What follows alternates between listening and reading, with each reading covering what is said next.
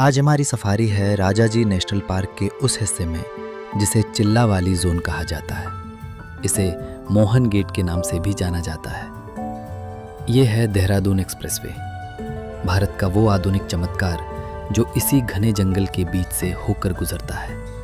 यहाँ 12 किलोमीटर का एशिया का सबसे लंबा वाइल्ड लाइफ एलिवेटेड कॉरिडोर बनाया गया है, जिसका उद्घाटन हाल ही में हुआ है। ये है यहाँ का टिकट काउंटर और एंट्री गेट। यहीं से हम जंगल की गहराइयों में कदम रखेंगे। चलिए अंदर चलते हैं राजाजी नेशनल पार्क। ये सिर्फ एक जंगल नहीं, एक जीती जागती विरासत है। साल 1983 में 3 अभयारण्यों राजाजी, मोतीचूर और चिल्ला को मिलाकर इसे बनाया गया था। इसका नाम आज़ाद भारत के पहले गवर्नर जनरल सी राजगोपालाचारी, जिन्हें लोग प्यार से राजाजी कहते थे, के सम्मान में रखा गया। हम अभी बस वाटरफॉल के पास पहुंचे ही हैं और झाड़ियों में कुछ हलचल हुई है। देखिए, वो देखिए, एक तेंदुआ बाहर निकल रहा है।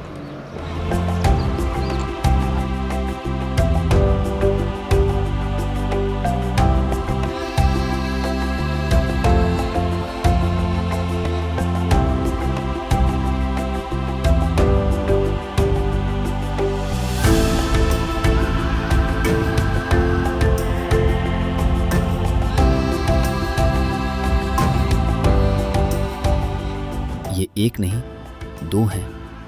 ये 5 से 6 महीने के शावक होंगे। सफारी की इससे बेहतर शुरुआत क्या हो सकती है कि गेट से घुसते ही आपको जंगल का शहजादा दिख जाए।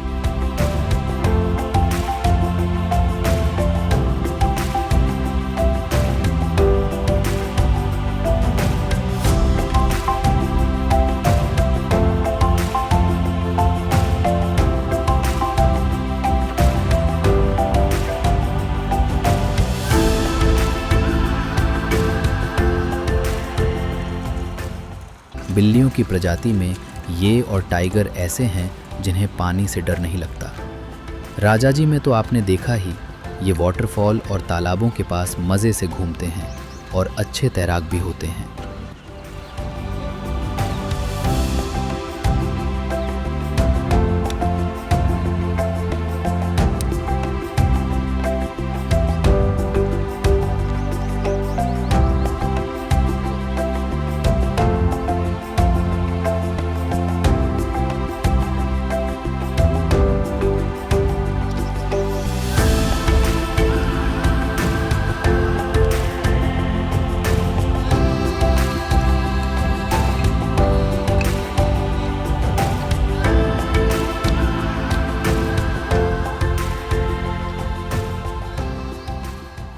देखिए कैसे ये दोनों अपनी ही मस्ती में खोए हुए हैं।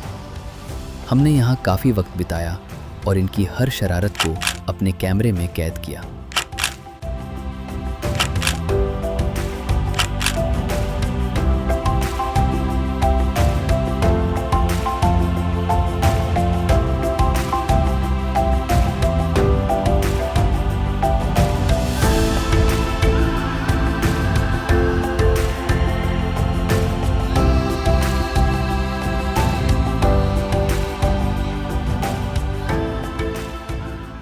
ये बच्चे शिकार करने की प्रैक्टिस कर रहे हैं। दिखने में ये भले ही मासूम लग रहे हो, लेकिन आपस में एक कुश्ती और अभ्यास ही इन्हें भविष्य में जंगल में जिंदा रहना सिखाएगा।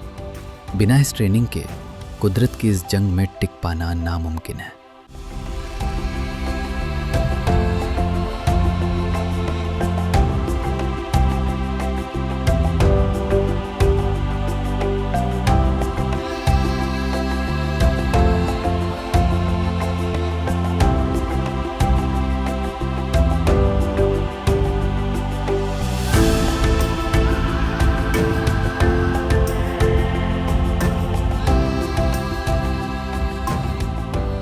लेपर्ड के जो बच्चे अभी खेल रहे हैं, उनकी ज़िंदगी बहुत कठिन है।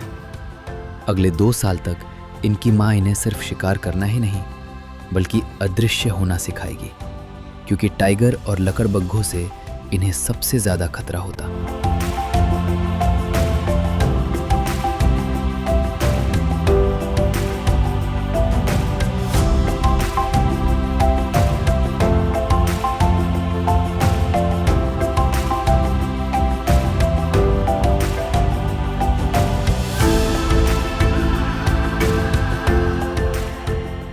क्या आप जानते हैं कि तेंदुआ इकलौता ऐसा शिकारी है जो अपने से दुगने वजन के शिकार को लेकर सीधे पेड़ के ऊपर चढ़ सकता है?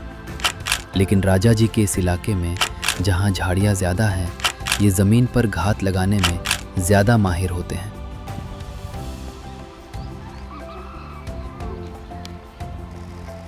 अफ्रीकन लेपर्ड्स आमतौर पर भारतीय तेंदुओं से थोड़े बड़े और भारी होते हैं।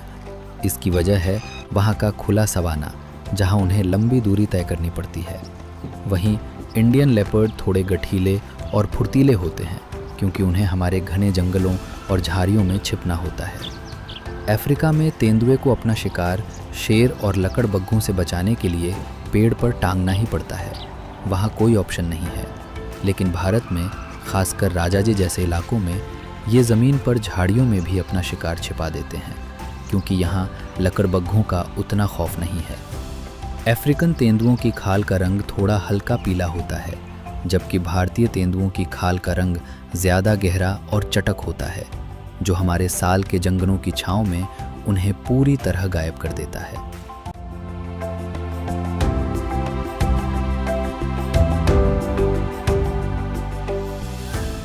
शून्य से 58 किलोमीटर की रफ्तार। तेंदुआ अपनी पूरी रफ्तार सिर्फ कुछ ही सेकंड्स में पकड़ लेता है, लेकिन उसकी असली ताकत रफ्तार नहीं, उसका साइलेंट अटैक है। ये अपने शिकार के इतने करीब पहुंच जाता है, करीब 5 से 10 फीट, कि शिकार को संभलने का मौका ही नहीं मिलता। इनकी आंखों में टेपेटम लुसिडम नाम की एक परत होती है, जो रात के अंधेरे में इंसानों से 7 गुना ज़्यादा बेहतर देखने में मदद करती है। रात को इनकी आंखें जो चमकती हैं, वो इसी वजह से हैं। जैसे हमारे अंगूठे के निशान अलग होते हैं, वैसे ही हर तेंदुए के शरीर पर बने रोजेट्स, फूलों जैसे धब्बे अलग होते हैं। कोई भी 2 तेंदुओं के पैटर्न सेम नहीं हो सकते।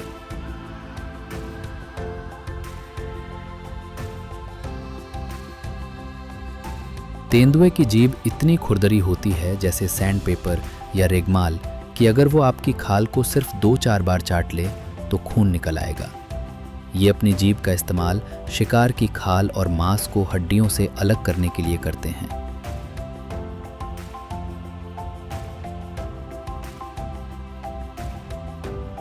ये अपनी लोकेशन बार बार बदलते रहते हैं, ताकि कोई दूसरा बड़ा शिकारी जैसे टाइगर इनका पता न लगा सके। ये एक नोमैडिक, घुमंतू लाइफ जीना पसंद करते हैं।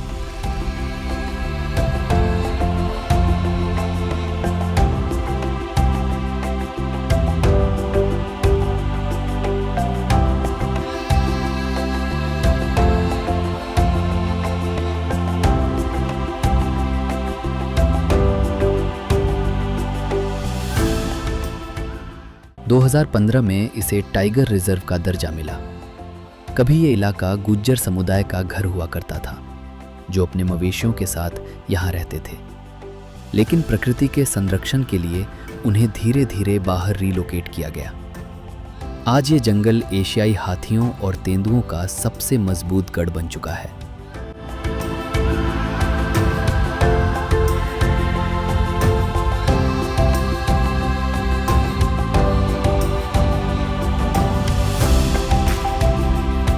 तालाब के उस नज़ारे को पीछे छोड़ते हुए अब हम अपनी जिप्सी को जंगल के और भी कोर एरिया की तरफ ले जा रहे हैं। राजा जी का ये इलाका ऐसे ही छोटे बड़े कई तालाबों और पानी के सोर्सेस से भरा पड़ा है, और यही वजह है कि यहाँ लेपर्ड्स की डेंसिटी काफ़ी अच्छी है।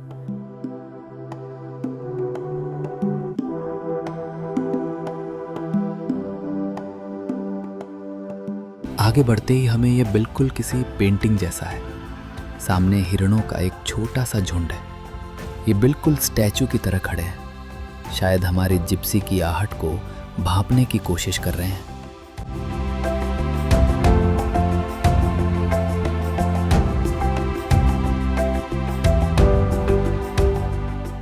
और वहीं पास में हमें दिखा ये नीलकंठ। इसे देखना हमेशा से शुभ माना जाता है, और जंगल में इसके नीले पंखों की झलक दिखना किसी ट्रीट से कम नहीं है। टहनी पर बैठी किंगफिशर, इसके पंखों का ये नीला रंग धूप में कैसा चमक रहा है। पूरे राजाजी नेशनल पार्क में तेंदुओं की कुल संख्या 250 से ज़्यादा है। ये उत्तराखंड के उन जंगलों में से एक है जहां तेंदुओं की डेंसिटी बहुत अधिक है।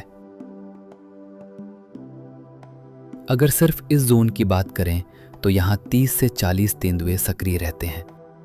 चूंकि ये जोन पहाड़ियों और घने साल के जंगलों से घिरा है, इसलिए यहाँ हर 3 से 4 किलोमीटर पर एक तेंदुए की टेरिटरी बदल जाती है।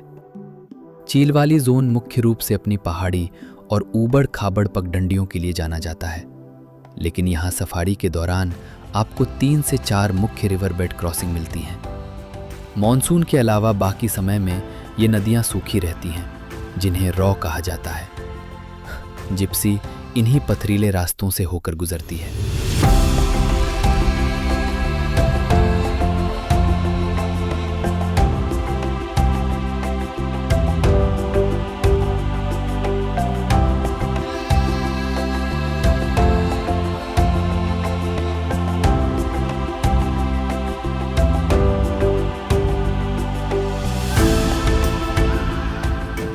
जंगल में मोर को इस तरह पंख फैलाते हुए देखना वाकई जादुई होता है।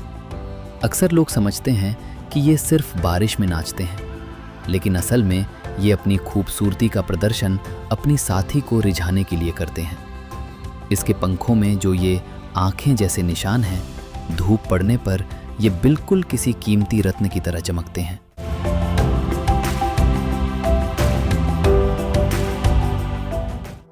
रास्ते के दोनों तरफ इन ऊंचे और शानदार पेड़ों को देखिए।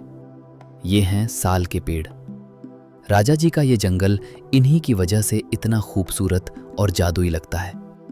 इन पेड़ों की ऊंचाई और इनका घनापन ऐसा है कि कड़ी धूप में भी नीचे का रास्ता एकदम ठंडा और सुकून भरा रहता है।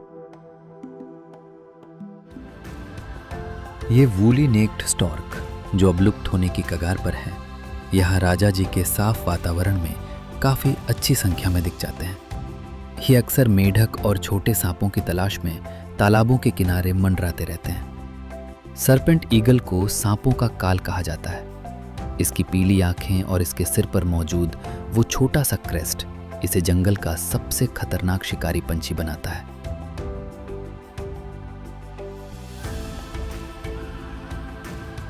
वो सामने देखिए, हाथियों का पूरा कुनबा है।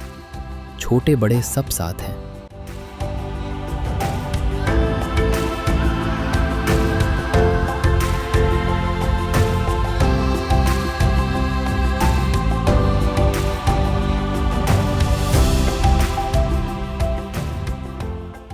लेकिन रुकिए, वहां कुछ गड़बड़ लग रही है। वो छोटा बच्चा, हाँ, वो तालाब के कीचड़ में फंस गया है। ये देखिए, बड़े हाथी अपनी सूंड से उसे पुश कर रहे हैं। कमाल है यार, इनकी बॉन्डिंग देख रहे हैं आप? सब मिलकर उसे बाहर निकाल रहे हैं। ये होता है असली फैमिली सपोर्ट। शायद हमारी जिप्सी की आवाज़ से ये लोग थोड़े डिस्टर्ब हो गए। देखिए, धीरे धीरे पूरा झुंड अब जंगल के अंदर की तरफ बढ़ रहा है। लेकिन भाई, ये एक हाथी को देखो, इसे कोई फर्क नहीं पड़ रहा। सब चले गए, पर ये एकदम बिंदास है। ये है असली बाहुबली। कहा जाता है कि गुर्जरों के पास एक ऐसी कला थी कि वो हाथियों के चलने की आहट सुनकर बता देते थे कि हाथी गुस्से में है या शांत। आज जब उन्हें बाहर शिफ्ट कर दिया गया है, तो ये जंगल पूरी तरह से जानवरों का है, लेकिन उनकी छोड़ी हुई पगडंडियाँ आज भी यहाँ मौजूद हैं। राजा जी के हाथियों के पास एक विरासत का नक्शा होता है। बुजुर्ग हथनी को आज भी वो पुराने रास्ते याद हैं जो शायद उसके पूर्वजों ने 50 साल पहले इस्तेमाल किए थे।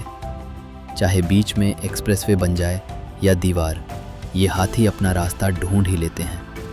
कड़क धूप है तो भाई साहब मज़े से तालाब में नहा रहे हैं। अपना खाना भी चल रहा है और शावर भी। न कोई डर, न कोई जल्दी। इसे कहते हैं राजा जी नेशनल पार्क की असली लाइफ। सुकून देख रहे हो इसके चेहरे पर? बस यही देखने तो हम इतनी दूर आते हैं। तो दोस्तों, राजा जी नेशनल पार्क की ये पहली सफारी यहीं खत्म होती है। यकीन मानिए, हमने सोचा भी नहीं था कि पहले ही राउंड में हमें इतने अद्भुत नज़ारे देखने को मिलेंगे। लेपर्ड के उन छोटे बच्चों की मस्ती से लेकर हाथियों का वो दिल छू लेने वाला रेस्क्यू। अभी 2 और सफारियां बाकी हैं। अगली बार हम जंगल के किस हिस्से में होंगे और वहां कौन सा रोमांच मिलेगा, ये देखने के लिए तैयार रहिएगा। इस पहली सफारी का हिस्सा बनने के लिए आपका बहुत बहुत धन्यवाद। मिलते हैं अगली सफारी में। तब तक के लिए कीप एक्सप्लोरिंग।